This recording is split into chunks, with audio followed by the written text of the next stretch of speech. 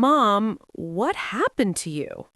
The words left his mouth before his mind could stop them, and the moment they hit the air, every person on the 42nd floor of Blackstone Meridian Towers stopped breathing.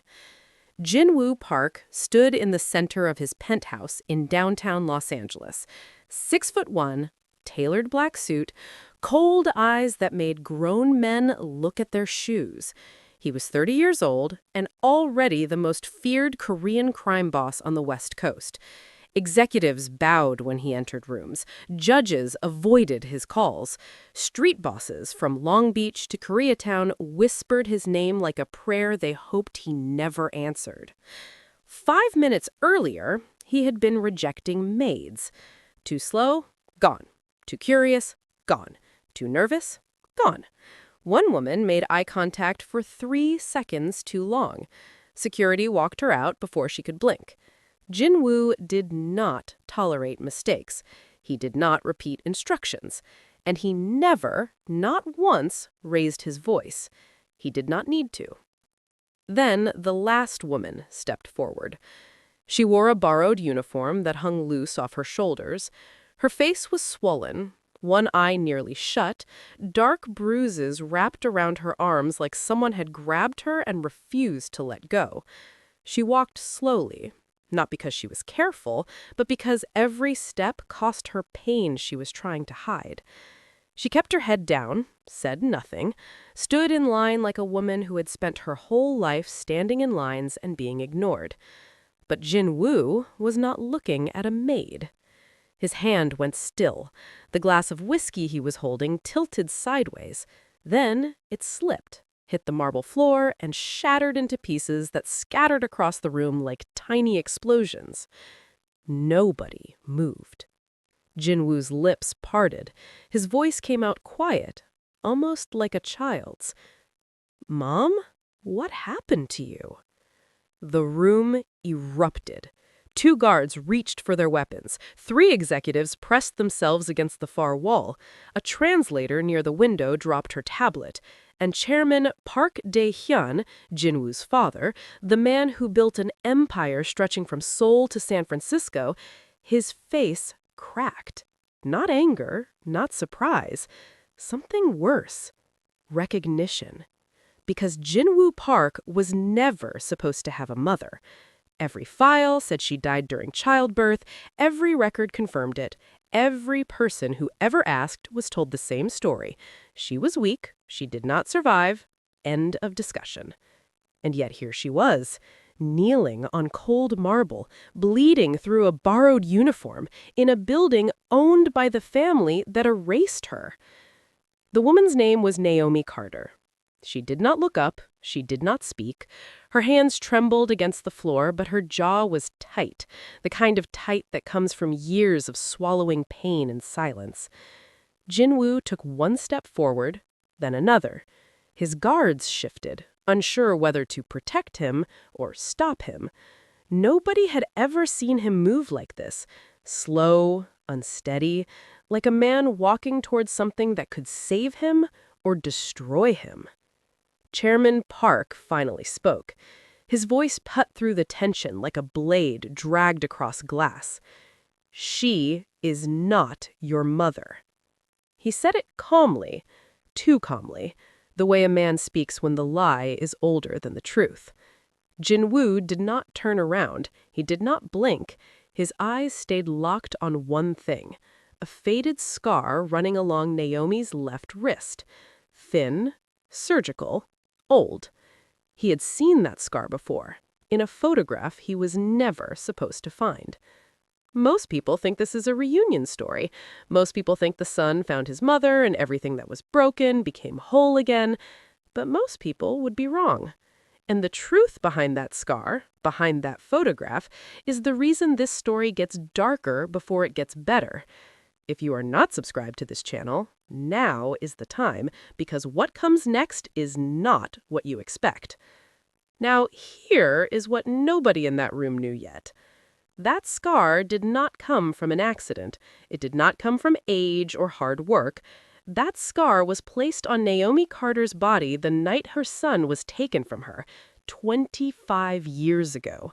A night she has never spoken about, a night that connects every person standing in that penthouse to a secret so dangerous, the man who buried it left the country to keep it hidden. And that man was standing 10 feet away from her, smiling. 25 years before that glass shattered on the marble floor, Naomi Carter was a different woman. She was 23 years old, a nursing student at Highland Hospital in Oakland, California.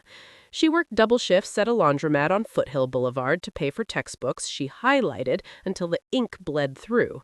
Her professors said she had steady hands and a sharp mind. Her classmates said she was the quietest person in the room and somehow always the one you remembered. Naomi did not grow up with money. She grew up with a mother who cleaned office buildings at night and pressed her school uniform every morning before the sun came up. She grew up believing that education was the only door nobody could lock on you. And then she met a man who made her believe in a second door. He called himself Daniel Park. He told her he ran import businesses between Korea and the Bay Area. Shipping, logistics, nothing exciting, he said with a smile that made her forget to ask follow-up questions. He was polished, calm, the kind of man who held doors open and remembered what you ordered the last time. He bought her flowers on Tuesdays, not weekends because weekends were expected. He took her walking along Lake Merritt when the water turned gold in the late afternoon. He listened when she talked about nursing, about her mother, about the life she wanted to build. And he promised her a future. Not in big dramatic words, in small ones, in the way he said, when we, instead of if I, in the way he touched the small of her back like she was already his. Naomi fell in love the way careful people fall, slowly at first, then all at once, like a dam giving way to water it was never built to hold. By the time she realized she was pregnant, the man she loved had vanished. No call, no letter, no explanation. His phone number disconnected. His apartment in Emerville, empty. The import office he claimed to manage never existed. 2 weeks later, her apartment was broken into. Not robbed, cleaned. Her laptop wiped, her phone reset to factory settings, her enrollment records at Highland Hospital gone. Like someone had reached into her life and pulled out every thread that proved she existed. Naomi filed a police report. The officer looked at her, looked at the name Daniel Park, and told her sometimes men just leave. She was 5 months pregnant and completely alone. Then, one night, a black sedan parked outside the hospital where she worked her overnight shift. 2 men in dark suits stepped out.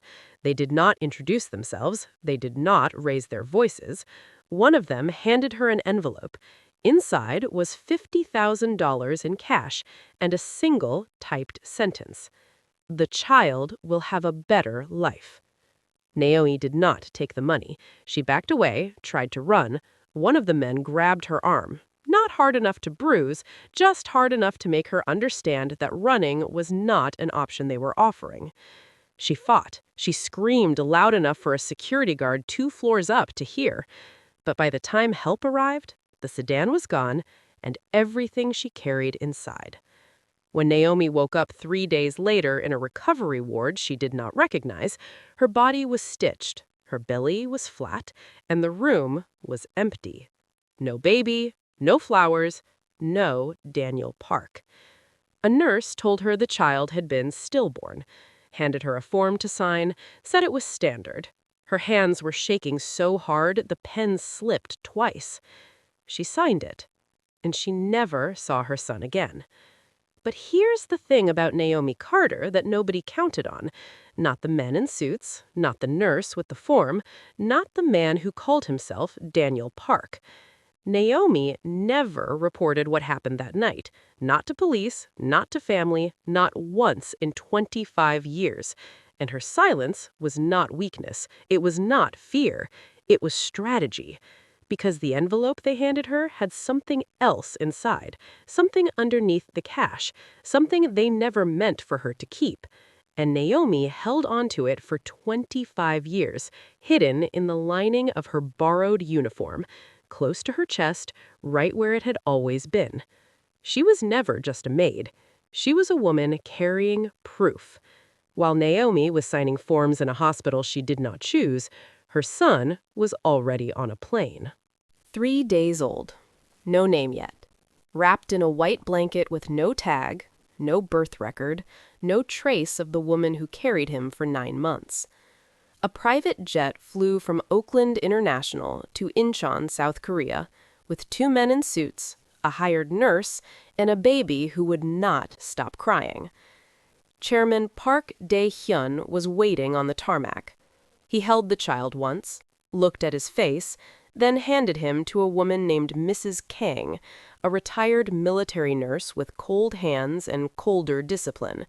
She would raise the boy for the first 6 years. No affection, no softness, just routine, obedience, and silence. The boy was given a name, Jin-woo Park, son of Chairman Park, heir to an empire that stretched from the shipyards of Busan to the ports of Los Angeles.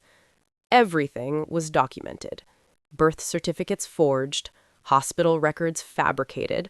A Korean mother was invented. A woman named Soo Min who supposedly died from complications during labor. A grave was built. Flowers were placed on it once a year for appearances. Jin-woo grew up in a mansion outside Seoul that had 47 rooms and no laughter. By the age of 7, he could disassemble a handgun faster than most adults. By 10, he sat in on meetings where men twice his age negotiated territory and product shipments. By 14, he watched a man get beaten in a warehouse basement for stealing from the chairman. He did not flinch. He was not supposed to. Chairman Park raised him with 3 rules. Never show weakness, never trust anyone fully, and never ask about your mother. Jin-woo followed the first 2 perfectly. The third one broke him. It started when he was 11, a nightmare that came back every few weeks, always the same, a voice humming a melody he could not place, soft, warm, close, like someone holding him against their chest. He would wake up sweating, heart racing, with the tune still sitting on his tongue like a word he forgot how to say. He asked Mrs. Kang about it once. She told him to drink water and go back to sleep. He asked a tutor. The tutor said it was probably a song from television. He asked Chairman Park.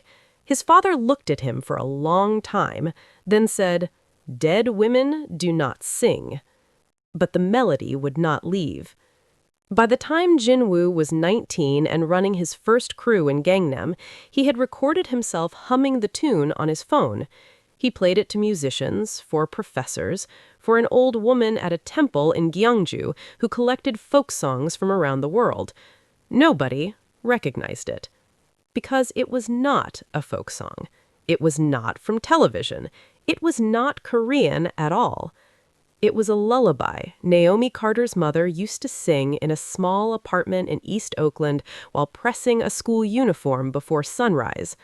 A melody passed from grandmother to mother to daughter, and then, for 9 months, from a mother to the child growing inside her. Jin-woo did not know this. Not yet. But his body remembered. At 21, Jin-woo was transferred to Los Angeles to oversee the chairman's West Coast operations. He moved into the Blackstone Meridian Towers, built his reputation fast. Within 3 years, his name carried more weight than his father's in certain rooms. He was efficient, ruthless, controlled. Everything the chairman designed him to be. But late at night, in that penthouse on the 42nd floor, Jin-woo would stand by the window and hum. Always the same tune, always alone. And sometimes, when the city was quiet enough, he swore he could hear it coming back to him, like an echo bouncing off something he could not see. Then one afternoon, while clearing out a storage unit the chairman kept in Koreatown, Jin-woo found a box. Old, dusty, sealed with tape that had yellowed from age. Inside were documents, shipping receipts, and a single photograph. A young woman, dark skin, warm eyes, sitting on a bench by a lake with one hand resting on her belly. She was smiling the way people smile when they don't know the worst is coming. On the back of the photograph, written in faded ink, were two words: Oakland, 1999. Jin-woo stared at that photo for 40 minutes. Then he put it in his wallet, and he never told anyone. For 11 years he carried it, through every meeting, every negotiation, every funeral, every flight between Seoul and Los Angeles. He did not know who the woman was, but something in her face made his chest tight in a way he could not explain. Something in her eyes looked like the feeling of that lullaby, warm, close, and taken from him before he could hold on to it. Now here's the part most people think they understand. They think this is where the son recognizes his mother and the story becomes something soft and healing. They think the hard part is over. It is not. Because the night Naomi knelt on that marble floor, Jin-woo did not just see a maid. He saw the woman from the photograph. Older, broken, bruised, but the same eyes, the same hands. And when she whispered under her breath, not to anyone, just to herself, the way you do when pain is too heavy to carry in silence, she hummed the melody. His melody. The one no musician could name, the one no professor could trace, the one that lived inside him for 30 years like a locked room he could never open. And now, the key was kneeling in front of him. That's why he dropped the glass. That's why his voice broke. That's why the most feared man on the West Coast called a bleeding maid Mom in front of his father's entire operation. But Jin-woo was not finished. He turned to Chairman Park, slowly. The room was still. Guards had their hands on holstered weapons. Executives held their breath. The air felt like glass. One wrong word and everything would crack. Jin-woo's voice was calm, controlled, but underneath it, something burned. If she is not my mother, then explain the scar. Jin-woo did not move. The one from the C-section, the one I was born from. 4 seconds of silence. 4 seconds that weighed more than 25 years of lies. Chairman Park's jaw tightened. His left hand, the one that signed death orders without trembling, closed into a fist at his side. He did not deny it. He did not confirm it. He simply looked at his son with the expression of a man who always knew this day would come and still wasn't ready for it. Most people think this is a reunion. Most people think the hard part of this story is a mother and a son finding each other again. But that is not where the pain lives.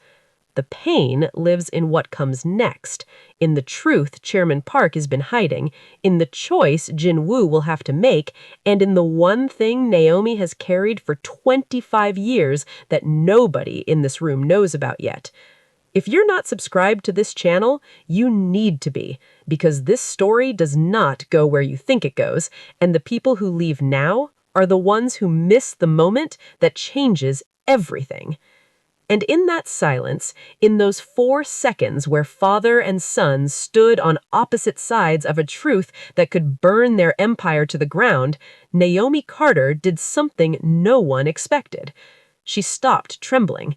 She lifted her head, and for the first time in 25 years, she looked directly into the eyes of the man who stole her son. Not with fear, not with anger, with patience.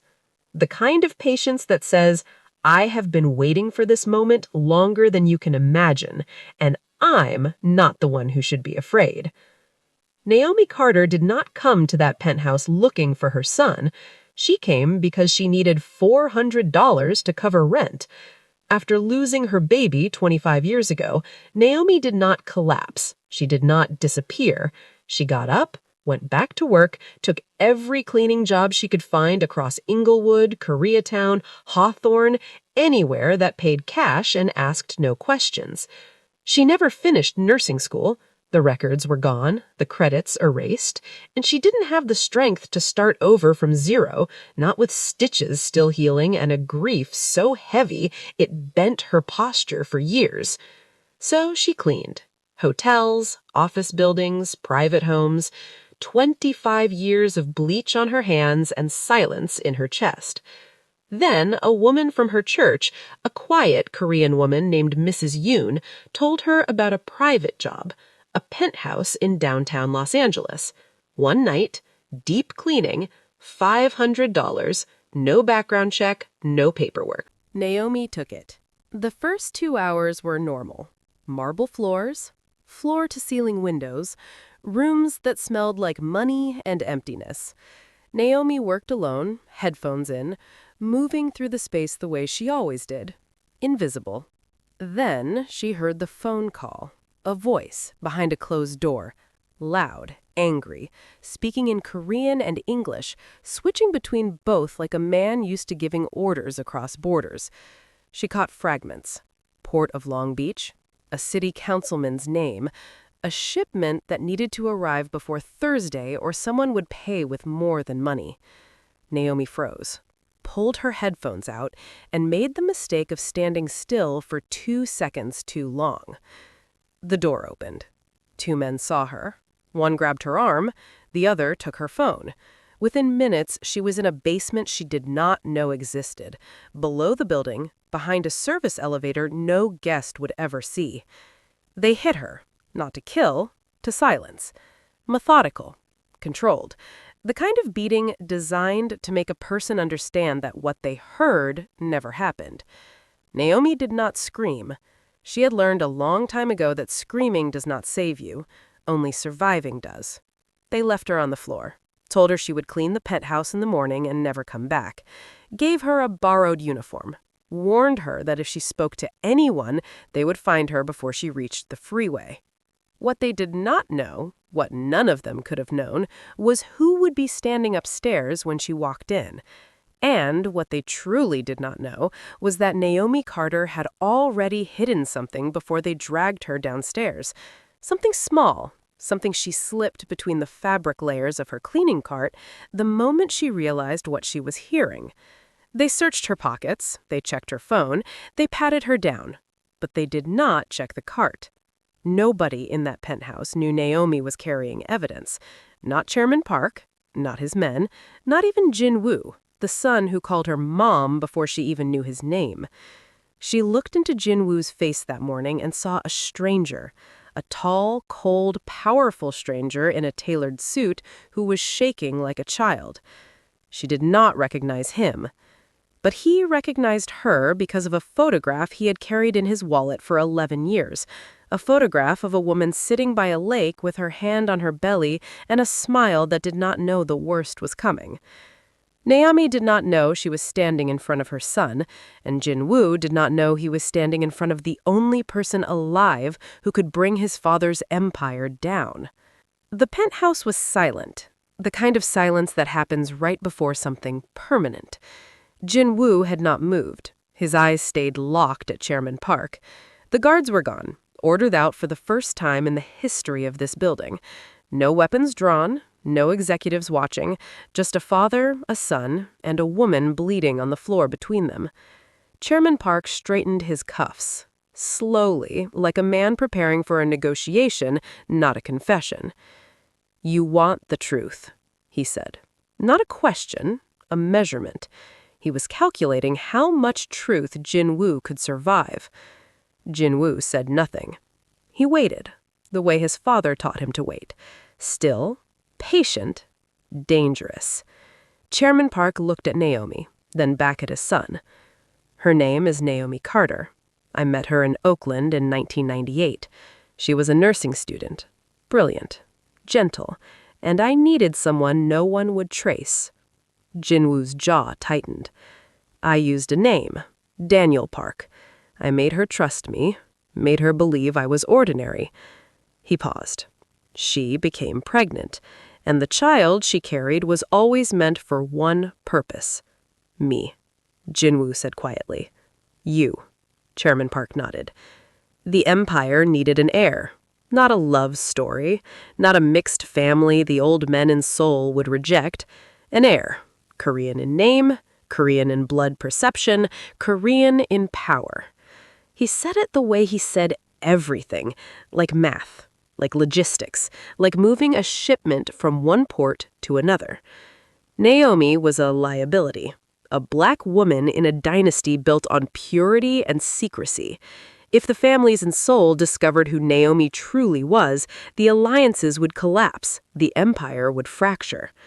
Jinwoo's voice was low, almost a whisper, a crack in concrete that told you the foundation was shifting. Did you know? He asked. Did you know who he really was? Naomi looked up at her son, a son she last touched when he was still inside her, a son whose face she was seeing for the first time as a grown man. No, she said. I loved a ghost, and the ghost turned out to be the man who buried me. Something in Jinwoo's chest collapsed. Not visibly, not loudly, but if you were paying attention, the way his breathing changed, the way his shoulders dropped half an inch, you could see it. The monster they built was breaking apart from the inside. Chairman Park watched, and he smiled. Calm, measured. The smile of a man who had already planned for this moment. That smile was not relief, it was not love. It was control. Because Chairman Park did not confess out of guilt. He confessed because a controlled truth is safer than a discovered one. He chose when the bomb went off. He chose the room. He chose the audience. And that is what made him more dangerous in this moment than in any boardroom or back alley he had ever commanded. Most people think the truth sets you free. Most people think once the lie is exposed, the hardest part is over and healing begins. But that is not how this story works. Because the truth Chairman Park just told was not the full truth. It was the version he wanted his son to hear. The version designed to keep him in control. And the real truth buried underneath his confession, is worse. Far worse. If you are not subscribed, subscribe now. Because the next chapter reveals what Chairman Park left out, and it is the one detail that turns this entire story on its head. Jinwoo ordered his father to leave. Not the building, not the city, the room. For the first time in 30 years, Chairman Park Dae-hyun was told where to go by his own son. And for the first time, he obeyed. Not because Jinwoo was stronger, but because the old man knew that resistance now would cost him something even power could not buy back. He walked toward the elevator, pressed the button, stepped inside. And just before the doors closed, he looked at Naomi one last time. She did not look back. She was done looking at ghosts. Jinwoo made one phone call. 14 minutes later, a private ambulance arrived at the service entrance of Blackstone Meridian Towers. No sirens, no lights, no paperwork. He carried Naomi himself, not because his men could not do it, but because something inside him had shifted, something he did not have language for yet. The most feared man on the West Coast held a bleeding woman in his arms and walked through a corridor he had walked 1,000 times before. But this time, his hands were shaking. Before the paramedics took her, Jinwoo slipped something into Naomi's palm. A burner phone, prepaid, untraceable. One number saved under one word. Son. Naomi arrived at Cedars-Sinai Medical Center unconscious. 3 fractured ribs, a torn ligament in her left shoulder, bruising across 40% of her upper body. The attending physician asked what the paramedics said. They said nothing, because the men who paid for the ambulance also paid for the silence. Jinwoo waited. He stood in his penthouse, paced the same marble floor where the glass had shattered, checked the burner line every 11 minutes like a man counting down to something he could not name. She did not call. Not that night, not the next morning, not the day after. The most powerful man on the West Coast had given a woman the one thing he never gave anyone: direct access to him. And she did not use it. Because Naomi was not thinking about Jin-woo. She was thinking about Mrs. Yoon, the quiet woman from church who recommended the cleaning job, the woman who said it was simple work, good money, no trouble. Naomi reached for the hospital phone on her bedside table, dialed the number from memory. 3 rings, then nothing. The line was disconnected, not busy, not forwarded, gone. Like a thread pulled from a sweater, the whole connection unraveled in a single tone. Naomi's stomach turned cold. Mrs. Yoon had been attending that church for 3 years, sat in the 4th row, brought rice cakes on holidays, knew Naomi's schedule, knew where she lived, knew she needed money. If you are still watching this story, you already feel what Naomi is feeling right now. That slow, cold realization that the person you trusted was not who they claimed to be. And you are right to feel it, because the next piece of this puzzle doesn't just confirm her fear, it reveals something about Chairman Park's reach that makes everything before this look small. Subscribe, because what Naomi finds on that burner phone is the moment this story stops being about a family and becomes something far more dangerous. Then, Naomi picked up the burner phone Jin-woo had given her. Not to call him, just to hold something solid, something real. The screen lit up. One unread message, from a number that was not Jin-woo's. 5 words. You should have stayed invisible. Naomi stared at the screen. Her cracked lips pressed together, her bruised fingers tightened around the phone until her knuckles went pale. She was not afraid. She was awake. 3 weeks. That is all it took. In 21 days, Jin-woo Park dismantled his father's command structure and rebuilt it with himself at the center. Not gradually, not diplomatically. He moved like a man running out of time, because he was. The night Chairman Park left Los Angeles, he did not leave behind instructions. He left behind loyalists, men who had served the chairman for decades, men who watched Jin-woo grow up and still saw a boy playing in a suit, men who whispered in backrooms that the son was acting on emotion, and emotion, in their world, was a death sentence. Jin-woo knew they were watching. He didn't care. He replaced the head of security at Blackstone Meridian within 48 hours, reassigned 3 port captains in Long Beach, renegotiated a shipping route through Busan that his father had controlled personally for 15 years. Every decision had one purpose. Not expansion, not profit, not legacy. Protection.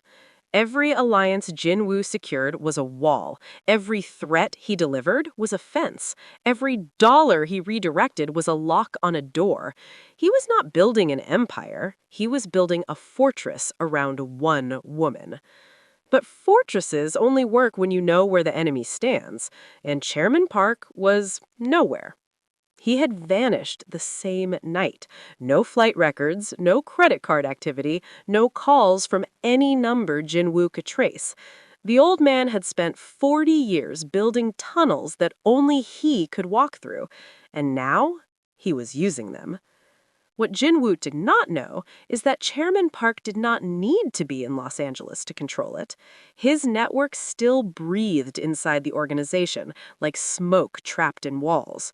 Loyalists still reported, still listened, still waited for the order that would come.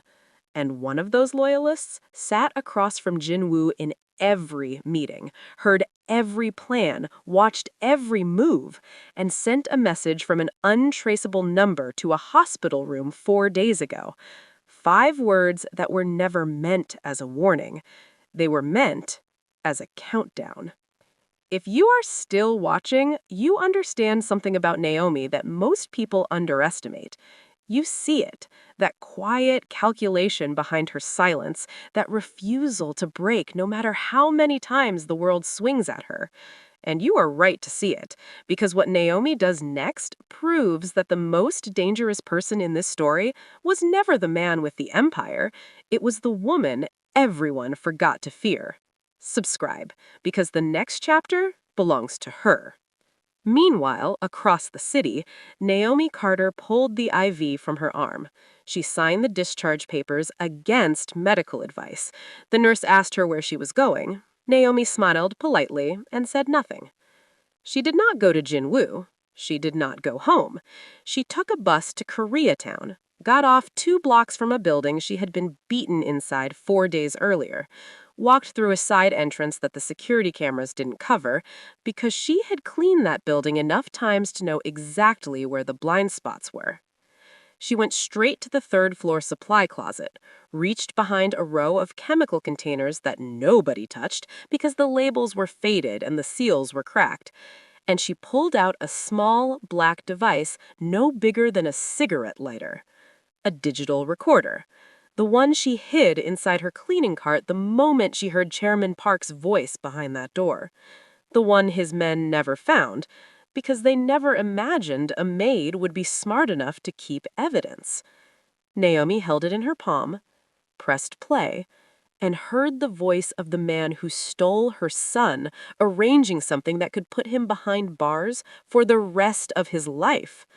She pressed stop, slipped the recorder into her coat, walked back out through the blind spot, and disappeared into the city like a woman who had spent 25 years practicing how to be invisible, and now was ready to be seen. Naomi walked into the penthouse at 6:14 in the morning. No appointment, no announcement. She passed 2 guards at the elevator who reached for their radios, then stopped. Jinwoo had left standing orders. The woman comes and goes freely. No questions, no delays. She found him at the window, still dressed from the night before, eyes bloodshot, 3 phones on the counter, all silent. He had not slept. He turned when she heard her footsteps, and for a moment, before his face hardened back into what the world expected, he looked exactly like the boy in the photograph, lost, searching, wanting something he was never taught how to ask for. Naomi placed the recorder on the counter between them. Small, black, ordinary looking. The kind of device you could buy at any electronics store for $30. "This is what they beat me for," she said. Except they never found it. Jinwoo looked at the device, then at her. "What is on it?" "Your father, arranging a shipment through Long Beach. Names, dates, a city councilman. Enough to end him." She did not say it with anger. She said it the way a nurse reads a chart. Clear, factual, detached. 25 years of pain condensed into a calm voice and a steady hand. Jinwoo reached for the recorder. Naomi placed her palm over it first. "I have conditions," she said. He pulled his hand back, waited. "I do not want revenge. I do not want his empire. I do not want money from the things he built with blood." She looked at her son directly. "I want a scholarship fund for nursing students who cannot afford to finish school. The dream he took from me, I want to give it to someone else." Jinwoo said nothing. "And I want the violence to stop. Not tomorrow, not after one more deal. Now." She paused. Let the silence hold weight. "And I want you to choose who you want to become, not who he designed you to be." 3 conditions, no negotiation, no weakness in her voice. This was not a victim begging for rescue. This was a woman handing a loaded weapon to her son and telling him the price of pulling the trigger. Before Jinwoo could respond, the elevator doors opened. Kwon Tae-sik, Jinwoo's most trusted lieutenant, the man who had been by his side since Seoul, the man Jinwoo assigned personally to oversee Naomi's safety at Cedars Sinai. His face was gray. "We have a problem," Tae-sik said. "Your father made contact, not with us, with federal investigators." Jin-woo's expression did not change, but his hand, the one resting on the counter beside the recorder, closed slowly. "He is offering a deal," Tae-sik continued. "Full cooperation, names, routes, accounts, in exchange for immunity." "Whose names?" Jin-woo asked. Tae-sik swallowed. "Yours." The word landed like a bullet in a quiet room. Chairman Park wasn't running. He was negotiating, trading his own son's freedom for his own survival. The man who stole a baby from a hospital bed was now selling that same child to the federal government. 30 years later, same instinct, different currency. Most people think loyalty is about who stays beside you. Most people think it is about who shows up and who fights and who bleeds with you. But that is not what loyalty is. Loyalty is about who has access to destroy you and what they do when no one is watching. This chapter proves that. And what Jin-woo discovers next about the person standing in this room will be the most painful moment in this story, not because of what was done, but because of who did it. If you are not subscribed, you need to be, because this is the betrayal you will not see coming. Jin-woo looked at Tae-sik for a long time. Then he asked a question that changed the air in the room. "How did my father know where Naomi was hospitalized?" Tae-sik blinked. "I gave that information to 3 people," Jin-woo continued. His voice was quiet, steady, the kind of steady that comes right before destruction. "The paramedics were hired from outside the organization. They did not know who she was. The admissions coordinator has no connection to my father, never has." Jin-woo took one step closer. "That leaves you." Tae-sik's right hand twitched, a small movement, barely visible, but Naomi saw it. She had spent 25 years reading the body language of people who were about to lie. Cleaning houses teaches you that. You learn to see the moment before the mask goes on, and Tae-sik's mask was slipping. "You sent the message," Jin-woo said. "Not a question, a verdict. 5 words, you should have stayed invisible. From a number only someone within my operation could access."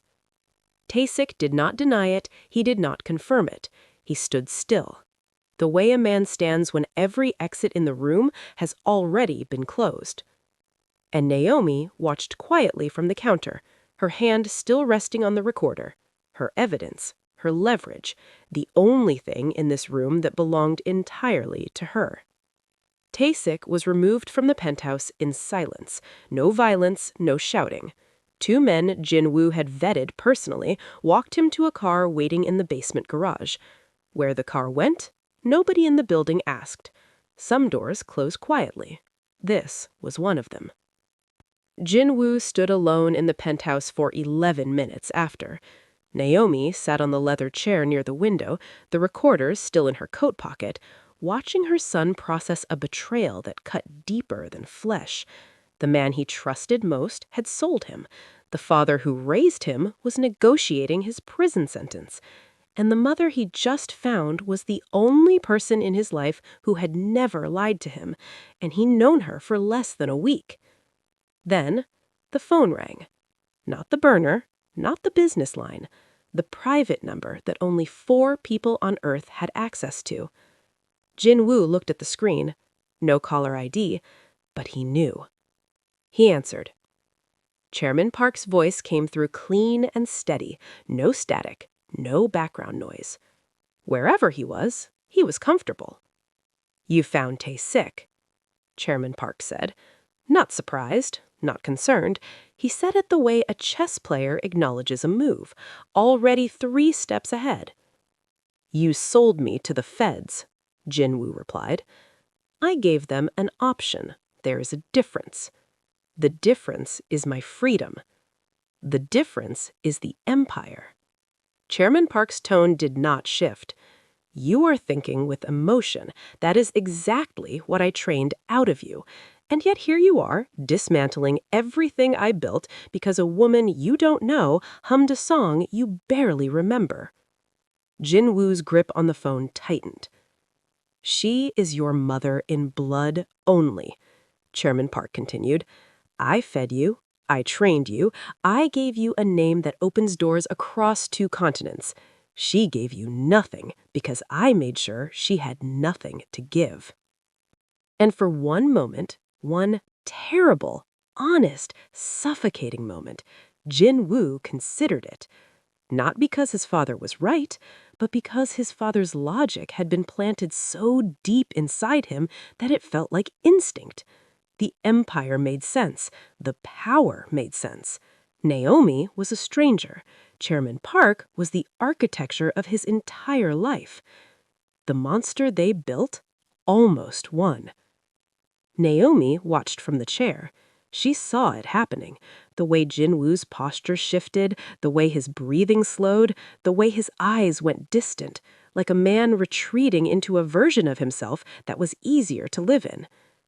She did not shout, she did not grab him, she did not beg. She spoke to herself, out loud, the way she used to talk herself through double shifts at the hospital when exhaustion pressed against her chest and the grief was so heavy she could barely stand. I did not survive 25 years to watch my son become the man who stole him from me.